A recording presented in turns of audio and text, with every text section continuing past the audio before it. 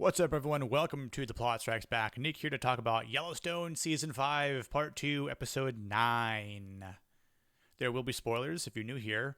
You want to help support the channel, hit that like button, subscribe for more content, and let's just dive right into this episode, shall we? One thing that I had an issue with in this particular episode were the time jumps and flashbacks.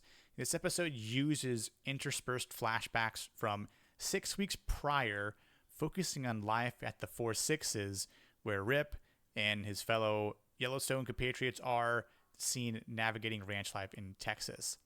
Now, these scenes offer contrast, but the problem is it dilutes the immediate impact of John Dutton's death, which we see at the beginning of the episode.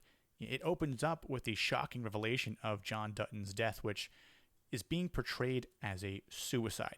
And we all know it's not a suicide because we see what happened in episode 8 and part 1 of season 5, where Jamie Dutton has been commingling with Sarah Atwood, and she is just up to no good and wants to remove John Dutton from being the governor and instill Jamie Dutton instead, so that way he can be controlled for the sake of land and power in Montana. We could see the immediate aftermath with Beth and her brother Casey, as both of them are on the grounds of the governor's mansion where their father was, and we can see both of their reactions, which were great. We see Beth's reaction. It's raw, it's intense. She's filled with grief and rage, especially towards her brother Jamie, because he is the primary suspect to her. She says to Casey, "It's him. I always known it was him." And Casey is a little unsure. He doesn't quite know what to suspect at first.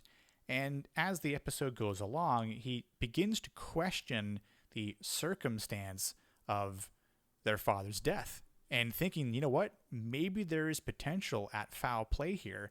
And I really do hope that Casey gets more involved in this conflict, because we all know Casey is a badass. You know, he has the potential of doing some great undercover work, and if he needs to get his hands dirty, he definitely will. One of the things I think this episode could have done better is starting off with life in the Four Sixes with Rip and the gang. I think it would have shown a nice build-up gradually over the course of this episode. We can see more of that cowboy lifestyle. We can see what is occurring down south as opposed to what's happening up north in Montana. And really, I think in terms of what we see in the beginning of the episode with Beth calling Rip and saying that she needs her husband, that's a way to have Rip leave. There could have been a nice connection where it leads up to the point where Rip's been there for a bit and things are starting to look like they're being wrapped up. And then that's when he gets that call from Beth. And we see present day, like maybe halfway through the episode in some cases, and that leads to the episode ending where he finally comes back and we're left off with the continuation of the next episode. As far as character developments go in this episode, we know that Beth is now on this revenge quest. She's devastated by her father's death, and it's definitely going to be shifting very much against Jamie and Sarah Atwood. As far as Jamie goes, though, in this episode he's shocked. And he's always just easy to manipulate, especially from Sarah Atwood's perspective. All of his interactions with Sarah, who has framed John Dutton's death, has been to the benefit of their goals. This is adding all this ambiguity around Jamie because of his involvement, to put on this sad face, to cry on the stand in this press conference. I think part of that was genuine, because now his father is truly gone, and it's sort of like, who does he have left as far as the Dutton family goes? Beth hates his guts. There's no connection to Rip whatsoever, and Casey, there really hasn't been a lot of connection between them over the course of their family. And I think the thing that annoys me about Jamie is, even though he conspired with Sarah to take out his father, he's shocked and saddened by it at the same time. And it's like, man, like, this is what you wanted. And Sarah Atwood's like, why are you crying? Why are you sad? Like, this is what you wanted, and this is what you told me to do. And he's like, I didn't think that would happen like this. And it's, how else did you think it was going to happen? And then with Sarah Atwood, on the other hand, we see her get confronted. There's this, camera of a sex tape with her and Jamie, and God forbid that gets out in the public. And of course, there's this whole plan take. I don't know if that was really needed. We already kind of knew it was going to be set up that way, but I digress. The other part of Casey's family, between him, his wife Monica, and their boy Tate, it's very minor in this episode, and it's just more of a subplot as they're just trying to adjust to their new home. I don't know if it really needed to be in this episode in particular, because it just kind of seemed like it was very disconnected from the main storyline.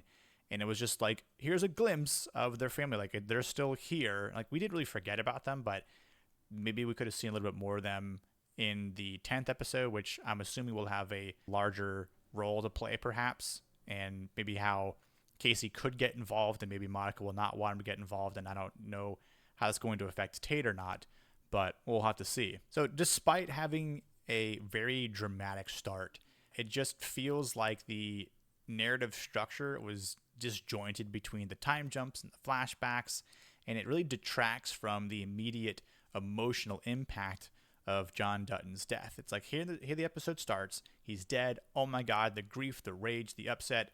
How is Kevin Costner not going to be in this show anymore? I think in some cases we'll see Casey have more grief and rage as part 2 continues, whereas this episode was primarily focused on Beth's grief and rage. I think as Casey goes and investigates some of the things that could have involved his father's death, Casey tries to use his resources as the commissioner of livestock and see about the cameras that took place around the governor's mansion. But lo and behold, there was a blackout that affected a lot of people. The cameras were down from like 3:50 till about 5 a.m., which was convenient, and then they marked the time of death around like 3:50. I think that would raise some questions.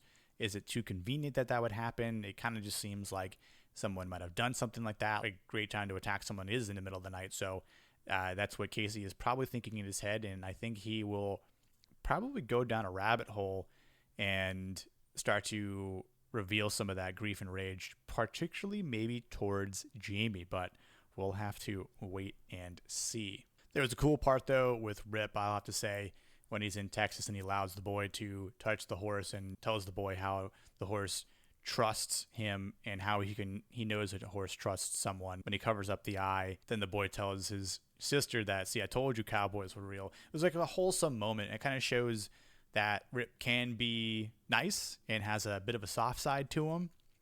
But then we see the Rip we all know and love. This couple comes up and says, hey, do you think we can get a picture with the horses? And Rip says no, but they say, oh, you let this kid pet him. And Rip says, when you do it once, you're being nice. You do it a second time, you're a petting zoo.